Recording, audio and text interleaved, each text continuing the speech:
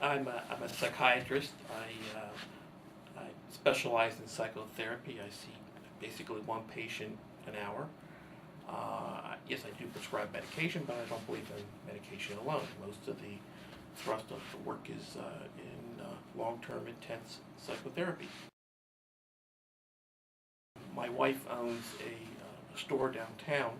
Doug went to the various businesses downtown for his services, and when he went to my wife's store, I was extremely skeptical, but I was open-minded. So he did the evaluation, and when he sat down and went over his findings, let's say, and his assessment of what's going on, I was stunned. I was shocked.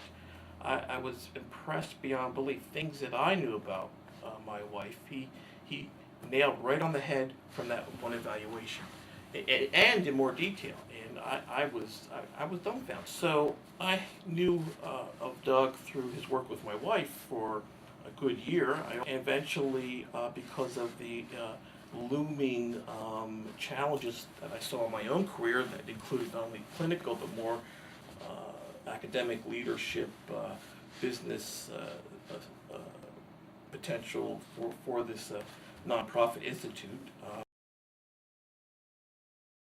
Well, I seemed to be okay. I mean, I wasn't having any major problems anywhere that I could identify. But at the same time, I knew there certainly were places that I was not aware of that there could be some improvement, because I'm very open to the idea of not knowing what you don't know. So what was astonishing was just by seeing him, and I don't do marketing, I'm a psychiatrist, I don't put up signs. My business comes from word of mouth, basically. What was remarkable was that my business increased continuously that first year of coaching. And I couldn't figure out why, except that I was feeling better myself. I was becoming a better therapist. I was more calm. I was more centered, if you will. And that's my main marketing tool, is the kind of job that I do in here. So it improved, not to mention all the organizational skills that I was learning at the same time. I know it goes beyond just the organizational skills and the kind of academic, or shall we say educational and learning aspects of it. It's the relationship. There's something ineffable. So there's something ineffable about a relationship like that, that you just can't quantify, or actually it's hard to describe, as you can tell right now. It's about not having someone watch your back, and at the same time having someone who's going to keep you honest, and let you know when you're messing up and you need to do better, or when you're under selling yourself short, for example. It's like, in many ways, like an ideal parent, and but most importantly, it's not being alone and having someone who's really always trying to help you no matter what.